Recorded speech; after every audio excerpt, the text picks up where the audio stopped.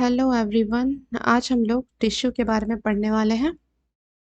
इसके पिछले क्लास में हम लोग सेल को ख़त्म कर चुके थे और सेल में जितने ऑर्गन होते हैं उन सब के बारे में पढ़ चुके थे। तो आगे हम लोग बढ़ते हैं। आगे बढ़ते हुए हम लोग टिश्यू को देखते हैं। अब समझ लेते हैं कि टिश्यू या ऊतक क्या है। तो हम लोग जानते हैं कि जीवों का जो शरीर है, ये जो प्लांट है, जो जीव जंतु हैं, एनिमल है, तो उनका जो शरीर होता है क्या होता है, कोशिकाओं का बना होता है। ये चीज़ तो हम लोग जान चुके हैं पिछले क्लास से ही।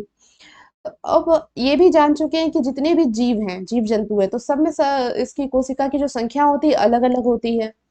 तो अब जैसे कि मान लेते हैं कि एक कोशिकीय जीव यानी अमीबा है, तो उसके जीवन का संचालन जो होता है, जो कार्य होता है, वो क्या होता है, एक ही कोशिका के द्वारा होता है।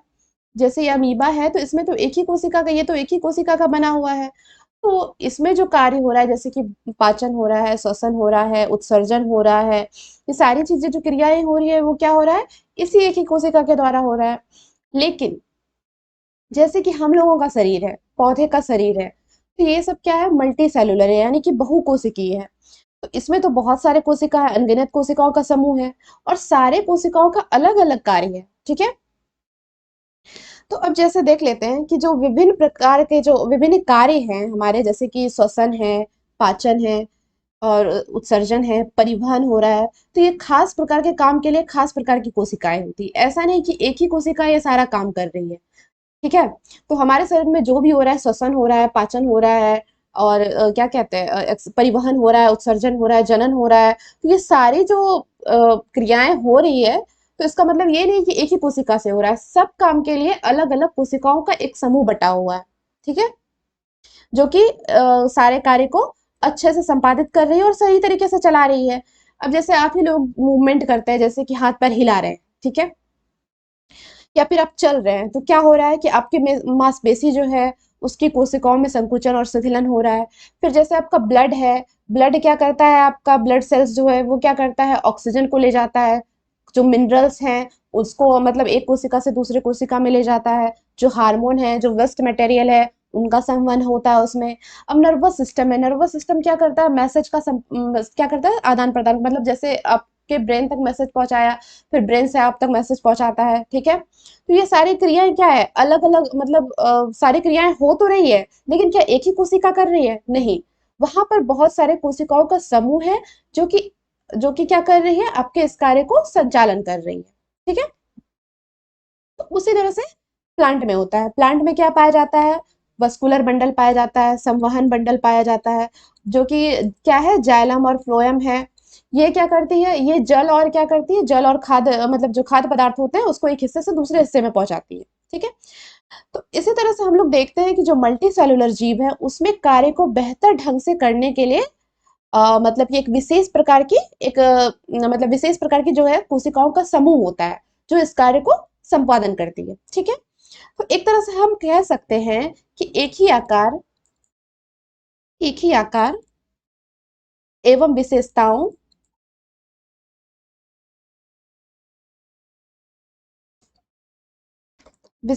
की कोशिकाएं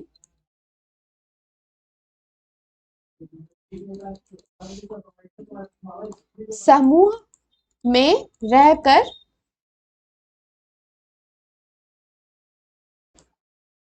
एक ही कार्य का संपादन करती है, एक ही कार्य का संपादन करती है।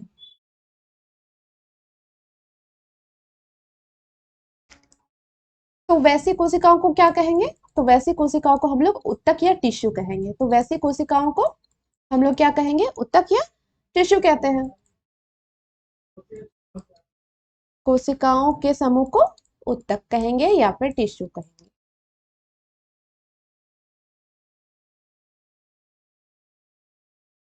तो आपका यहाँ पे दो डेफिनेशन हो गया। एक पहला डेफिनेशन ये हो गया कि समान उत्पत्ति तथा सामान्य कार्यों को संपादित करने वाली कोशिकाओं के समूह को उत्तक कहते हैं। या फिर एक ही आकार और विशेषताओं की कोशिकाएं जो समूह में रहकर एक ही कार्य का संपादन करती है, तो वैसी कोशिकाओं के समूह को हम लोग क्या कहेंगे, उत्तक कहेंगे। ठीक है। अब हम लोग देखते हैं कि पादप और जंतु यानी प्लांट एवं एनिमल दोनों में ये टिश्यू पाया जाता है। तो अब हम इसके बारे में डिटेल स्टडी करते हैं कि प्लांट टिश्यू क्या क्या है। ठीक है। तो प्लांट टिश्यू जो होते हैं ये दो टाइप के होते हैं। कौन कौन से होते हैं? एक विभोज्योतिकी ऊतक और दूसरा क्या है? स्थायी ऊतक। विभोज्योतिकी ऊतक को क्या कहते हैं? मेरिस्टेमेटिक टिश्यू, और स्थायी ऊतक को क्या कहते हैं? Permanent tissue. तो इससे ये पता चलता है, विभोज्योतिकी ऊतक से ये पता चलता है कि इसमें विभाजन की क्षमता अभी बाकी विभाजन हो रहा है, यानी कि उनकी कोशिका में क्या हो रहा है? कोशिका का विभाजन हो रहा है। ठीक है। तो पादप ऊतक को यानी प्लांट टिश्यू को कितने पार्ट में बांटा गया है? प्लांट टिश्यू को दो पार्ट में बांटा गया है। पहला कौन है? विभाज्य ऊतक ऊतक यानी कि मेरिस्टेमेटिक टिश्यू। दूसरा क्या है? स्थायी ऊतक यानी कि परमानेंट टिश्यू। मेरिस्टेमेटिक टिश्यू को भी तीन पार्ट में बांटा गया है। अब ये तीन पार्ट कौन सा है? शीर्षस्थ, पार्श्वस्थ और अंतर्वेशी। यानी कि शीर्षस्थ को क्या कह सकते हैं? एपिकल कह सकते हैं, पार्श्वस्थ को लेटरल कह सकते हैं और अंतर्वेशी को इंटरकैलरी कह सकते हैं। तो हम आप लोग से रिक्वेस्ट करेंगे कि इस बायोलॉजिकल टर्म में इन सारे वर्ड को ना आप लोग अंग्रेजी में याद रखिए, तो ये ज्यादा आसान होगा, बोलने में भी आसान होगा और लिखने में भी आसान होगा। ठीक है। और याद करने में भी ये अच्छा रहेगा, आसानी से याद हो जाएगा। हिंदी में याद करना थोड़ा सा टफ हो सकता है, तो कोशिश कीजिएगा कि इन सब चीजों को आप लोग अंग्रेजी में लिखिए, बोलिए और याद करिए, तो ये ज्यादा इजी रहेगा। तो अब देखते हैं कि स्थायी ऊतक यानी परमानेंट टिश्यू है, इसको भी दो पार्ट में बांटा गया है। एक सिंपल परमानेंट टिश्यू और दूसरा क्या है? Complex permanent tissue. अब सिंपल परमानेंट टिश्यू भी तीन पार्ट में बटा हुआ है। कौन कौन सा पार्ट है ये? मृदुतक, स्थूल कोण ऊतक और दृढ़ ऊतक। तो इसको अंग्रेजी में क्या कह देते हैं? मृदुतक को कहते हैं पेरेन्काइमा, स्थूल कोण को कहते हैं कोलेनकाइमा और दृढ़ ऊतक को कहते हैं स्क्लेरेन्काइमा। ठीक है। अब कॉम्प्लेक्स टिश्यू को भी दो पार्ट में बांटा गया है। किसमें किसमें? जाइलम और फ्लोएम में। ठीक है। तो अब धीरे धीरे एक एक करके सारे को हम लोग देख लेते हैं। तो हमारा पहला क्या था? हमारा प्लांट टिश्यू का पहला भाग क्या था? Meristematic tissue. ठीक है। तो मेरिस्टेमेटिक टिश्यू यानी कि इसमें क्या कह रहा है कि विभाजन की क्षमता होती है, यानी इसका जो कोशिका है ये मतलब क्या करे? अपनी कोशिका को विभाजित कर रही है। ठीक है। तो इसके कैरेक्टर को देख लेते हैं। तो मेरिस्टेमेटिक टिश्यू क्या होती है? इमेच्योर होती है और जीवित कोशिकाओं की बनी होती है। ठीक है। दूसरा क्या कह रहा है कि मेरिस्टेमेटिक टिश्यू में विभाजन की क्षमता होती है। तीसरा कैरेक्टर क्या है कि इस ऊतक की जो कोशिकाएं होती है वो छोटी होती है। ठीक है। अंडाकार होती है और बहुभुजी भी हो सकती है। इसके अलावा जो इसकी भित्ति जो होती है, सेल वॉल जो होती है, वो सेलुलोज की बनी होती है। और जो इसके सेलुलोज यानी सेल के अंदर जो क्या है? साइटोप्लाज्म भी पाए जाते हैं। ठीक है। इसकी जो कोशिकाएं होती है उसमें वैक्यूल अनुपस्थित होते हैं। याद रखिएगा, इसकी कोशिकाओं में क्या होता है? वैक्यूल अब्सेंट होते हैं। इसके अलावा जो इसका केंद्रक होता है वो क्या होता है? बड़ा होता है और कोशिका के बीच में जो इंटरसेलुलर स्पेस होता है वो नहीं पाया जाता है। अब देख लीजिए कि पौधों में जो ग्रोथ जो होता है, जो हम लोग पौधे को जो देखते हैं कि जो छोटे से वो बड़ा हो जाता है, तो वो होता किस वजह से? वो मेरिस्टेमेटिक टिश्यू के वजह से ही होता है। ठीक है। तो मेरिस्टेमेटिक टिश्यू कितने टाइप का है? तीन टाइप का। कौन कौन सा है? एपिकल है, लेटरल है और इंटरकैलरी है। ठीक है। तो अब हम लोग जानेंगे कि ये सारे जो टिश्यू है पौधे में किस किस भाग में या कहाँ कहाँ पर पाए जाते हैं। तो सबसे पहले हम लोग देख लेते हैं एपिकल मेरिस्टेमेटिक टिश्यू को देख लेते हैं। तो ये जो पाया जाता है ये तना और जो रूट होता है, स्टेम और जो रूट है, तना और जड़ जो है उसके शीर्ष भाग पे यानी उसके सबसे ऊपरी पार्ट पे पाया जाएगा। अब जैसे कि यहाँ पे हम एक पौधा बना लिए, ये क्या है? एक मिट्टी है और जैसे एक ब्रांच स्टेम वगैरह जो भी निकला हुआ है यहाँ पे।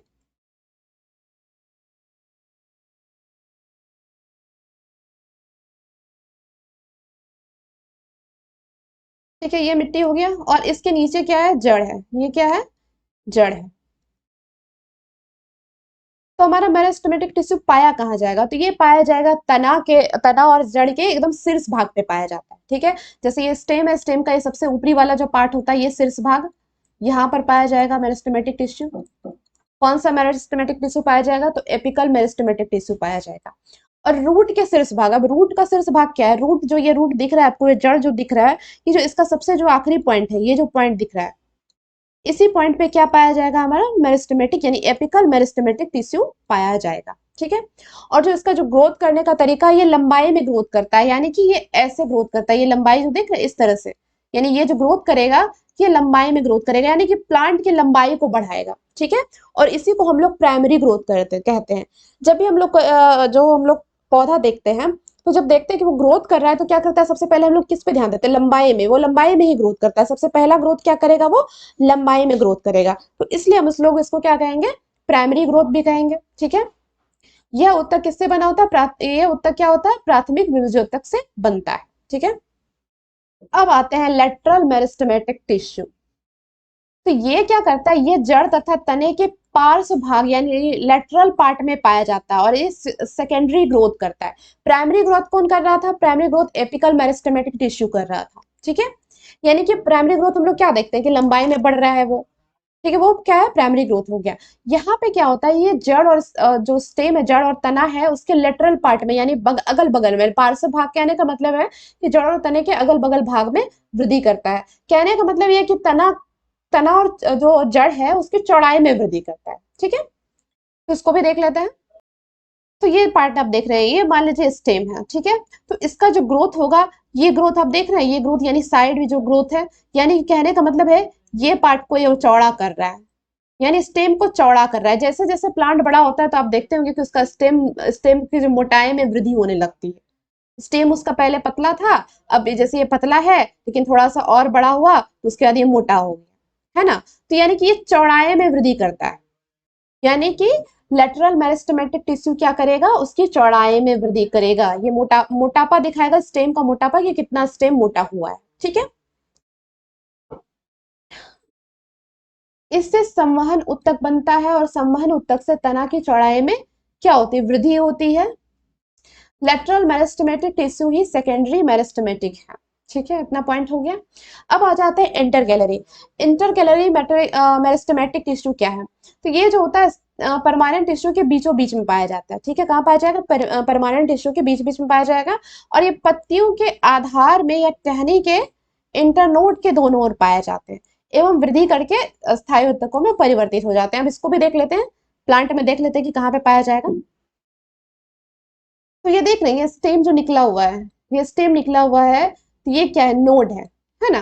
तो ये इसी नोड में इंटर कैलरी मेरिस्टेमेटिक पाया जाता है। और जैसे कि ये नोड और इस नोड के बीच की जो दूरी को हम लोग क्या कहते हैं, इंटर नोड कहते हैं। क्या कहते हैं, इंटर नोड कहते हैं। इसी इंटर नोड में भी ये पाया जाएगा।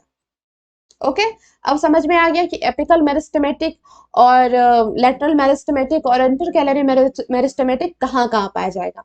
तो एपिकल पाया जाता है सबसे रूट और स्टेम के सबसे ऊपरी भाग में पाया जाएगा, शीर्ष भाग में पाया जाएगा। और ये क्या करता है, लंबाई को बढ़ाता है, पौधे की लंबाई को बढ़ाता है। यानी पौधे जब वृद्धि करते हैं, तो जब लंबाई में वृद्धि करते हैं तो किसकी वजह से करते हैं, तो ये एपिकल मेरिस्टेमेटिक टिश्यू की वजह से, यानी शीर्षस्थ विभोजित की उत्तक की वजह से करते हैं। ठीक है, अब जब मोटाई में वृद्धि करते हैं, यानी प्लांट सिर्फ लंबा तो नहीं होता है, मोटा भी तो होता है, चौड़ा भी तो होता है। तो चौड़ा होने का रीजन क्या है, चौड़ा करता है, कौन करता है, तो चौड़ा करता है हमारा लेटरल मेरिस्टेमेटिक टिश्यू। इसकी वजह से क्या होता है, चौड़ाई में वृद्धि होती है। ठीक है, और इंटरनोड और इंटर कैलरी कहाँ पाया जाएगा, इंटर से याद रखिएगा, इंटर कैलरी हमेशा इंटरनोड में पाया जाएगा। ठीक है, तो हमारा मेरिस्टेमेटिक टिश्यू खत्म हो गया। अब हम लोग पढ़ लेते हैं परमानेंट टिश्यू। तो परमानेंट टिश्यू कहने का मतलब ये है कि जब वहां पे सेल डिवीजन की क्षमता जो होती है खत्म हो जाती है। ठीक है, परमानेंट टिश्यू कहने का मतलब क्या है कि उसमें विभाजन की क्षमता खत्म हो जाती है। अब जो कोशिका का रूप और आकार क्या होता है, निश्चित हो जाता है। ठीक, तो इसका जो कैरेक्टर देख लेते हैं। तो मेरिस्टेमेटिक टिश्यू की वृद्धि के बाद परमानेंट टिश्यू का निर्माण होता है। जैसे मेरिस्टेमेटिक टिश्यू वृद्धि कर लेगी उसके बाद वो परमानेंट टिश्यू बन जाती है। ठीक है, उसके बाद इसमें क्या होता है, इसके में विभाजन की क्षमता नहीं होती, यानी सेल डिवीजन नहीं होता है। इसका जो रूप और आकार होता है वो क्या होगा, निश्चित होगा, एक निश्चित रूपाकार होता है। और इसकी जो कोशिका होती है वो मृत भी हो सकती है या सजीव भी हो सकती है। ठीक है, कोशिका भित्ति पतली भी हो सकती है और मोटी भी हो सकती है। कोशिका द्रव में क्या होगा, बड़ी वैक्यूल पाई जाएगी, यानी साइटोप्लाज्म में क्या होता है, वैक्यूल पाया जाता है। और जिसमें क्या होता है, बहुत सारा रस भरा हुआ रहता है। अब देखते हैं कि उत्पत्ति के आधार पे स्थायी ऊतक को प्राइमरी या सेकेंडरी, मतलब प्राइमरी या सेकेंडरी होते हैं। ठीक है, उसको अब दो पार्ट में बांटा गया, उत्पत्ति के आधार पे इसको दो पार्ट में बांटा गया है। तो प्राइमरी परमानेंट टिश्यू और सेकेंडरी परमानेंट टिश्यू। तो जो प्राइमरी परमानेंट टिश्यू होते हैं ये किससे बने होते हैं, ये एपिकल मेरिस्टेमेटिक टिश्यू और इंटरकैलरी मेरिस्टेमेटिक टिश्यू से बने होते हैं। प्राइमरी परमानेंट टिश्यू किससे बने होंगे, apical plus inter calorie meristematic tissue से बने होंगे। ठीक है,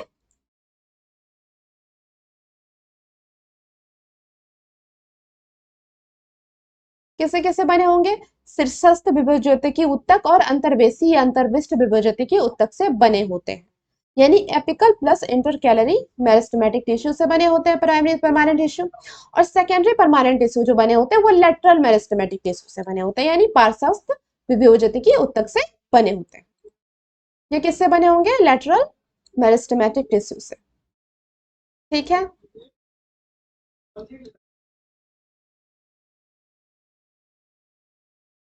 अब देखिए, अब संरचना के आधार पे परमानेंट टिश्यू दो टाइप के होते हैं, एक सिंपल परमानेंट टिश्यू और एक क्या होगा? Complex permanent tissue. ठीक है, तो सिंपल परमानेंट टिश्यू भी हम लोग पीछे देख चुके हैं कि कितने टाइप में, इसको भी तीन पार्ट में बांटा गया था। किसमें किसमें बांटा गया था? मृदुतक, स्थूलकण और दृढ़ ऊतक में। यानी कि अंग्रेजी में बोले तो पेरेन्काइमा, कोलेनकाइमा और स्क्लेरेन्काइमा। ठीक है, इसमें बांटा गया हुआ था। आप लोग कोशिश कीजिए कि इसको अंग्रेजी वर्ड में ही याद रखने का। पैरेन्काइमल सेल जो होते हैं, इसमें क्या होता है? एक केंद्रक होता है और प्रोटोप्लास्ट वाली जीवित कोशिकाएं होती है। ठीक है, इसके बाद इसके जो आकृति होती है बहुभुज भी हो सकती है, अंडाकार भी हो सकती है, गोल लंबी किसी भी आकार की हो सकती है। इसके बाद इसकी कोशिकाओं की जो कोशिका भित्ति होती है, सेल वॉल जो है वो पतली होती है और किसकी बनी होती है? सेल्यूलोज की बनी होती है। ये क्या है? हमारा पैरेन्काइमा का स्ट्रक्चर है। ये स्ट्रक्चर जो है पैरेन्काइमा का स्ट्रक्चर है। कोशिश कीजिएगा कि इसको आप लोग मतलब बना लीजिए, इसके डायग्राम को बना लीजिए। ठीक है, ये इसमें क्या, ये हमारा पैरेन्काइमल सेल है और ये वैक्यूअल है। ये जो व्हाइट कलर का जो आपको दिख रहा है ये क्या है? वैक्यूअल है। ये पार्ट न्यूक्लियस है। ठीक है, और इन सारे कोशिकाओं के बीच में ना एक खाली जगह पाया जाता है। ये जो देख रहे हैं, ये स्पेस जो देख रहे हैं, ये क्या है? ये खाली जगह है। और इसी खाली जगह को हम लोग क्या कहते हैं? इंटरसेलुलर एयर स्पेस कहते हैं। ठीक है, कोशिका के मध्य में क्या होती है? एक बड़ी राजधानी पाई जाती है। हम लोग अभी जस्ट राजधानी देखिए, ये जो राजधानी है ये क्या है? वैक्यूल, ये राजधानी है। इसमें क्या होता है? बहुत सारा रस भरा हुआ रहता है। पैरेन्काइमल कोशिका में अंतर कोशिकीय स्थान पाया जाता है। तो ये जो स्पेस देख रहे हैं ये क्या है? इंटरसेलुलर स्पेस है। इसके अलावा ये नए तने, मूल यानी जड़ एवं पत्तियों के एपिडर्मिस और कॉर्टेक्स में पाया जाता है। कहाँ कहाँ पाया जाएगा? जो नया नया स्टेम है, जिन्हें नया नया रूट है, और जो पत्ती का जो एपिडर्मिस यानी सबसे ऊपरी वाला जो पार्ट होता है उसमें पाया जाता है। अब हाँ, एक चीज और देख लेते हैं कि जो प्लांट पेरेन्काइमा है इसके कुछ टाइप होते हैं। तो कौन कौन से टाइप है? तो पहला टाइप क्या है हमारा? क्लोरेन्काइमा।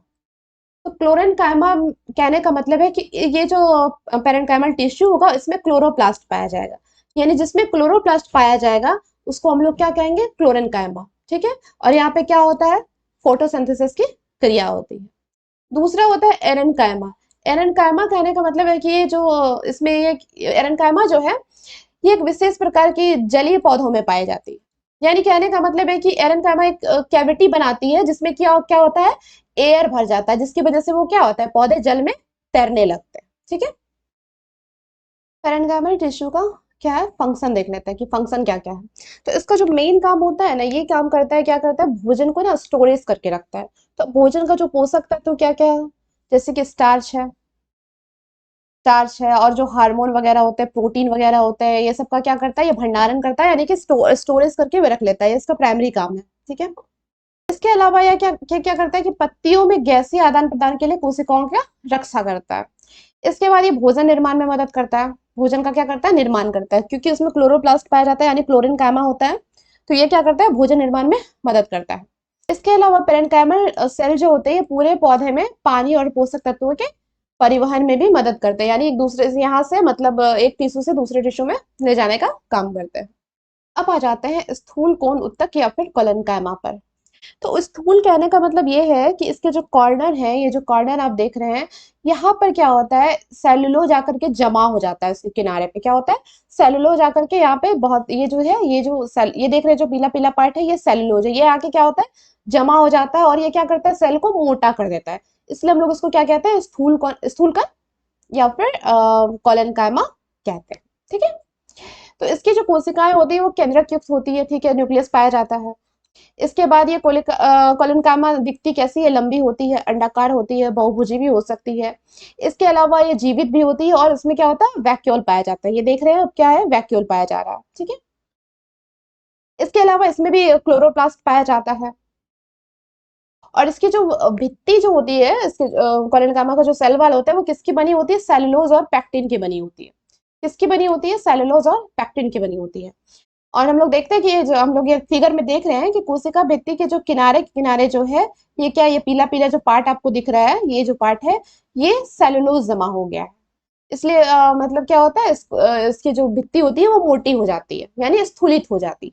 कोलिनकामा में क्या है कि अंतर कोशिकीय स्थान बहुत कम होता है, यानी जो इसका सेल जो होता है ये बहुत आपस में सटा सटा रहता है, बहुत कम स्पेस दिखता है। ये जो स्पेस जो है, ये जो बीच का खाली जगह है, ये क्या होता है, बहुत कम होता है, ठीक है।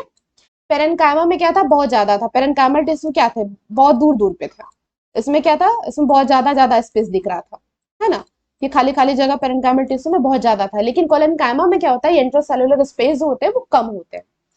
इसके अलावा ये कहाँ पाए जाते हैं, तो ये भी पौधे के नए भाग में पाए जाते हैं, विशेषकर तने के एपिडर्मिस के नीचे, ठीक है। इसके अलावा पर्णवृत्त, यानी पर्णवृत्त कहने का मतलब है लिप पेटियोल, जो जो पत्ते जहां से जुटे हुए रहते हैं ना, जिस मतलब स्टॉक से, जैसे ये पत्ते जुटे हुए, ये स्टेम है, यहाँ से पत्ते जुटे हुए हैं, तो ये यहाँ से जो जुटे हुए हैं, सॉरी, तो ये जो पत्ते यहाँ पर जुटे हुए हैं, यहाँ पाया जाएगा। उसके बाद फूल जहाँ लगे रहते हैं, यानी पेडिकल जहाँ फूल लगे हुए वहां पाया जाएगा, ठीक है। इसके अलावा ये क्या है, जड़ में नहीं पाया जाता। ये कहाँ नहीं पाया जाता, जड़ों में नहीं पाया जाता, ठीक है। इसका फंक्शन क्या है, ये पौधों को क्या करता है, मैकेनिकल सपोर्ट प्रदान करता है। इसके अलावा इनमें जो क्या होता है, क्लोरोप्लास्ट जो पाया जाता है, इसका क्या काम है, क्लोरोप्लास्ट पाया जाता है, तो इसका जाहिर सा बात है ये क्या करेगा, भोजन का निर्माण करेगा।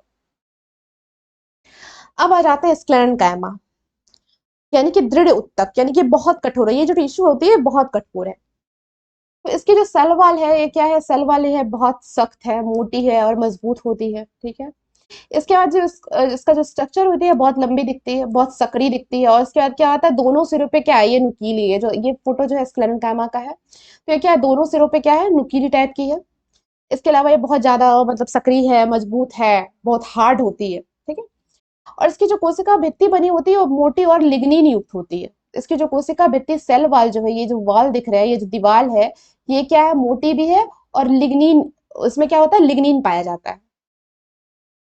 स्क्लेरेन्काइमा क्या होती है, मृत कोशिका होती है और इसमें प्रोटोप्लाज्म यानी कि जीव द्रव्य नहीं पाया जाता, ठीक है। अब इसका रीजन क्या है, तो रीजन ये है कि इसकी भित्ति पर यानी इसकी दीवार पर लिग्निन इतनी मात्रा में जमा हो जाता है, बहुत ज्यादा मात्रा में जमा हो जाता है कि कोशिका क्या होती है, कोशिका भित्ति बहुत मोटी हो जाती है। क्या होती है, कोशिका भित्ति मोटी हो जाती है और कोशिका के अंदर की जो कैविटी होती है वो बहुत अत्यंत सक्रिय हो जाती है, यानी और उसमें कोई जगह नहीं रहता, यानी कि उसके अंदर जो जगह है, आंतरिक स्थान रहता ही नहीं है। जब जगह ही नहीं रहता है तो इसके अंदर का जो प्रोटोप्लाज्म है, जीव द्रव्य है, वो पूरी तरह से खत्म हो जाती है। तो जब जीव द्रव्य ही नहीं रहेगा तो कोशिका कैसे जीवित रहेगी, इसलिए कोशिका क्या हो जाती है, मृत हो जाती है, ठीक है। अब ये कहाँ पाए जाएंगे, तो ये कहाँ पाए जाते हैं, ये देखिए। तो दृढ़ पौधों के तना, पत्तियों के सिरा, फल तथा बीज के कठोर आवरण। अब जैसे आप नारियल का जो छिलका देखते हैं ना, नारियल के छिलके में स्क्लेरेन्काइमा पाया जाता है। आप अखरोट देखते हो ना, अखरोट का जो ऊपरी वाला जो हिस्सा होता है वो कितना कड़ा होता है, वो कड़ा हिस्सा क्या है, स्क्लेरेन्काइमा टिश्यू है, ठीक है। और वो डेड सेल है, ओके। फिर जैसे आप जूट देखते हो ना, जूट जूट का बोरी वोरी देखे होंगे, तो वो रेशेदार पौधे, वहां पर भी ये बहुत प्रचुर मात्रा में पाया जाता है। इसका फंक्शन क्या है, कि पौधे को यांत्रिक शक्ति प्रदान करता है एवं उसके जो है आंतरिक भाग की रक्षा भी करता है। इसके अलावा ये बाहरी परत में क्या करता है, कि रक्षात्मक टिश्यू के रूप में कार्य करता है। और इसके अलावा ये पौधे को क्या करता है, सामर्थ्य, दृढ़ता एवं लचीलापन प्रदान करता है, ठीक है। हम देख लेते हैं कि पेरेन्काइमा, कोलोनकाइमा तथा स्क्लेरेन्काइमा में टिश्यू में क्या अंतर है, ठीक है। तो इसको जो है आप लोग नोट कर लीजिएगा। तो पहला अंतर क्या है, जीवित कोशिका है पेरेन्काइमा, कोलोनकाइमा भी जीवित कोशिका है, लेकिन स्क्लेरेन्काइमा क्या है, एक मृत कोशिका है। दूसरा कि पेरेन्काइमा क्या किससे बनी होती है, सेलुलोज की बनी हुई है। कोलोनकाइमा किसकी बनी हुई है, सेलुलोज और पैक्टिन की बनी हुई है, ठीक है। और स्क्लेरेन्काइमा क्या है, लिग्निन की बनी होती है। पेरेन्काइमा का आकार जो होता है क्या वो पतला हो गया है, पतला होता है। कोलेनकाइमा क्या होता है मोस्टली लंबा होता है। और स्क्लेरेनकाइमा क्या होता है संकीर्ण और लंबा होता है। और दोनों सिरों पे क्या होता है नुकीला भी होता है। पेरेन्काइमा की जो दीवारें होती है वो पतली होती है। कोलेनकाइमा की दीवारें थोड़ी मोटी होती है क्योंकि इसकी दीवार के किनारों पे क्या जमा हो जाता है सेल्यूलोज जमा हो जाता है। ठीक है। और स्क्लेरेनकाइमा की दीवार जो होती है अत्यधिक मोटी होती है क्योंकि वहां क्या जमा होता है लिग्निन जमा हो जाता है। लिग्निन के कारण क्या हो जाता है दीवार अत्यधिक मोटी हो जाती है। इसके बाद पेरेन्काइमा की जो सेल के बीच के जो स्थान होते हैं अंतरकोशिकीय स्थान बहुत ज्यादा होते हैं। ठीक है। इसके जो सेल के बीच के जो क्या है इंटरसेलुलर स्पेस क्या है बहुत ज्यादा है। ये जो आपको स्पेस दिख रहा है ये क्या है ये बहुत ज्यादा होते हैं। लेकिन कोलेनकाइमा का जो होता है ये बहुत कम होता है। ये आपस में बहुत सटे सटे रहता है। ये बहुत कम स्पेस दिखता है। ठीक है। ये बहुत ज्यादा सट्टे में रहते हैं बहुत कम स्पेस बचता है। लेकिन स्क्लेरेनकाइमा क्या होता है ये इतने संकीर्ण होते हैं इतने संकीर्ण होते हैं कि इनके बीच कोई स्पेस बचता ही नहीं है। कोई स्पेस बचता ही नहीं है। बिल्कुल नहीं पता चलेगा कि इसके बीच में कोई स्पेस है। ठीक है। इसलिए ये क्या है मृत कोशिका है क्योंकि इसमें प्रोटोप्लाज्म नहीं पाया जाता। ये इतने संकीर्ण हो जाते हैं कि इसमें प्रोटोप्लाज्म पाया ही नहीं जाता इसलिए क्या है मृत कोशिका है। तो एक अंतर ये भी लिख सकते हैं कि जैसे इसमें क्या होता है जीव द्रव्य नहीं पाया जाता। जीव द्रव्य नहीं पाया जाता। और बाकी इन दोनों में जीव द्रव्य क्या होता है पाया जाता है। जीव द्रव्य पाया जाता है।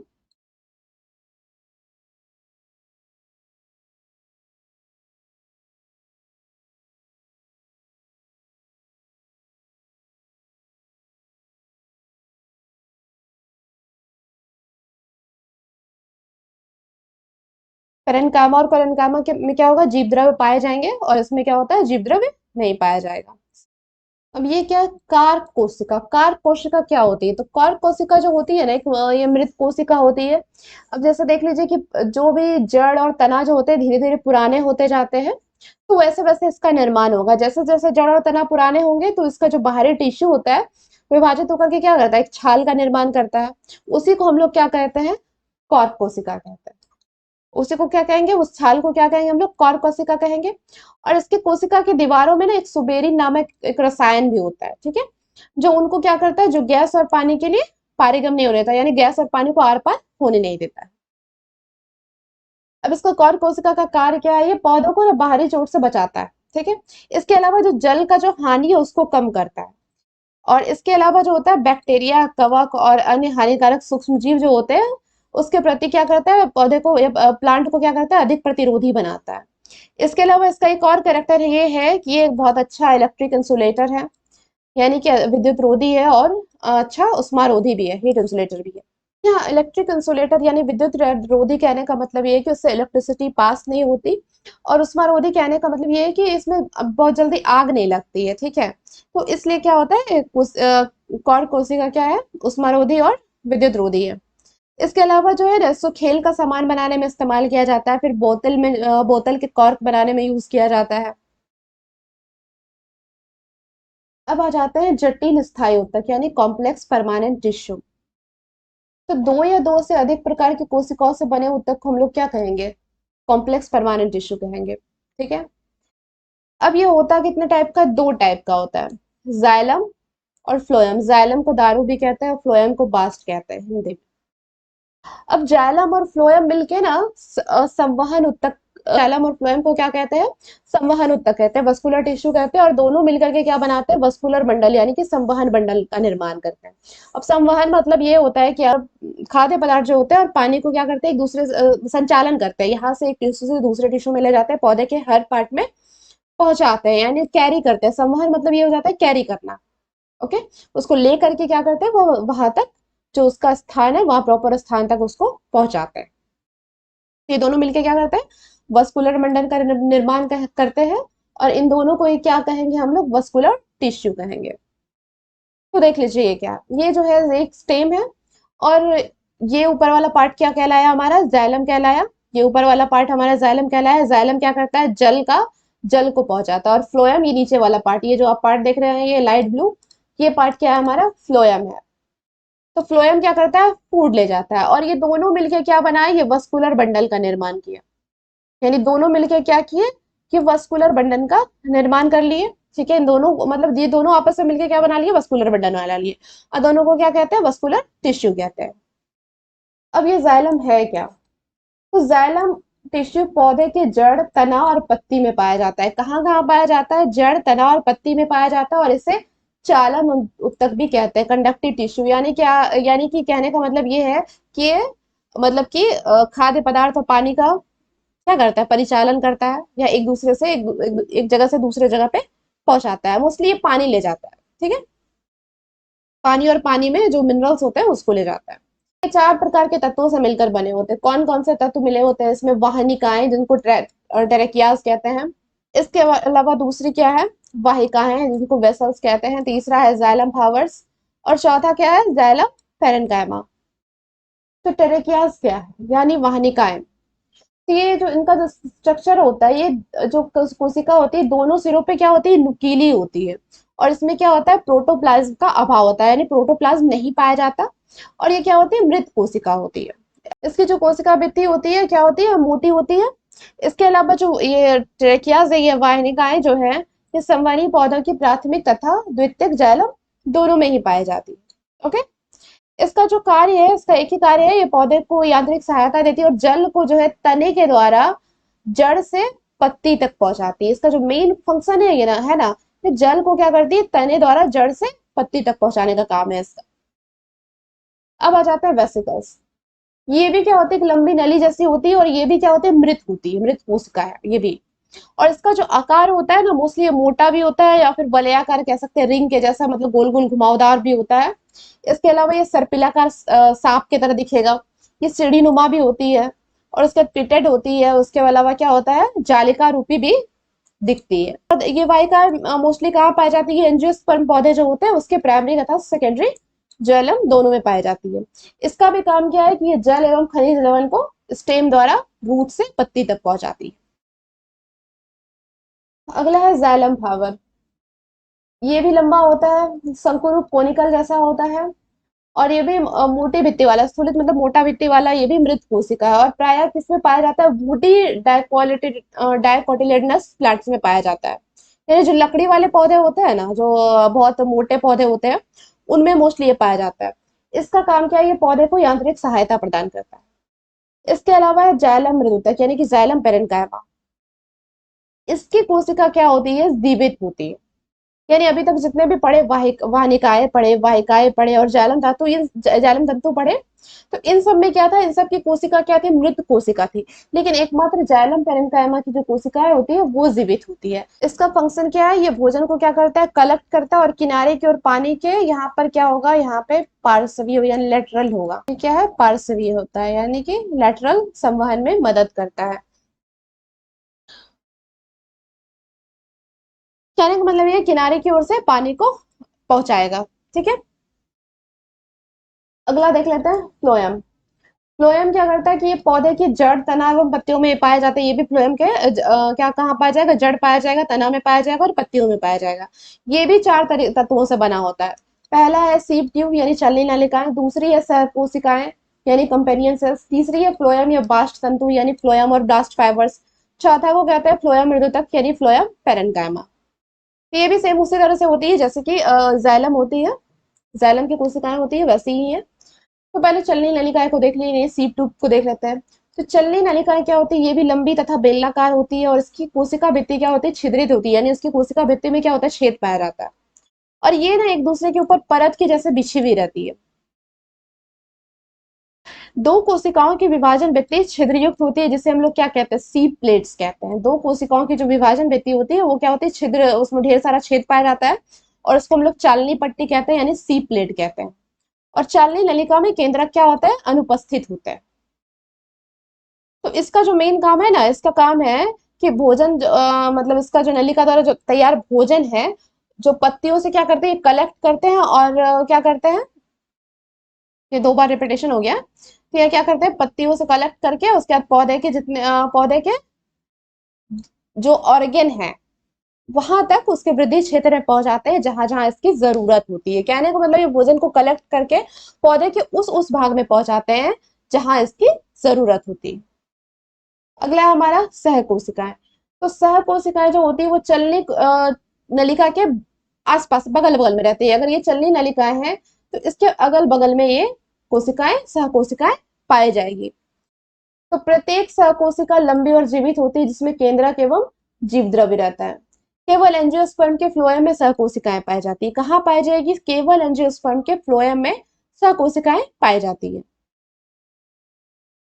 अब एंजियोस्पर्म में सोच रहा है कि यहाँ पे कौन से पौधे आ जाते हैं, तो एंजियोस्पर्म में वो सारे पौधे जैसे आम का पेड़, अमरूद का पेड़, जो भी पेड़ आप अपने आसपास में देख रहे हैं वो सब क्या है? एंजियोस्पर्म है। तो उसके फ्लोएम में सहकोशिकाएं पाई जाती है। तो उसका काम क्या है कि चलने नलिकाओं में भोज्य पदार्थ के संवहन में मदद करती है। अगला है हमारा फ्लोएम तंतु। तो ये क्या होती है? ये लंबी है, दृढ़ होती है और स्क्लेरेंट काइमेट्स कोशिकाओं की बनी होती है। किसकी बनी होती है? लंबी होती है, दृढ़ होती है और स्क्लेरेंट काइमेट्स कोशिकाओं के बनी होती है। कुछ एंजियोस्पर्म की चलनी नलिकाओं से ये भी संबंध रहता है और इसका काम क्या है कि फ्लोएम टिश्यू को मैकेनिकल सपोर्ट प्रदान करते हैं। अब आ जाता है फ्लोएम मृदुतक। ये फ्लोएम मृदुतक जो है, फ्लोएम ब्रैनकाइमा जो है, ये जीवित होती है, लंबी होती है और केंद्रक युक्त कोशिकाएं होती है और यह सह कोशिकाओं के निकट स्थित रहता है। कहाँ रहता है? ये सह कोशिका के आसपास मौजूद रहता है और इनका कार्य क्या है कि ये भोजन संचित करता है और भोज्य पदार्थ के संवहन में सहायक होता है। ठीक है, तो हमारा प्लांट टिश्यू खत्म हो गया है। प्लांट टिश्यू यहीं तक था। अगले क्लास में हम लोग एनिमल टिश्यू को स्टार्ट करेंगे। ये चैप्टर थोड़ा लंबा है लेकिन धीरे धीरे उसको भी समझने का कोशिश करेंगे। ठीक है, तो मिलते हैं अब अगले क्लास में।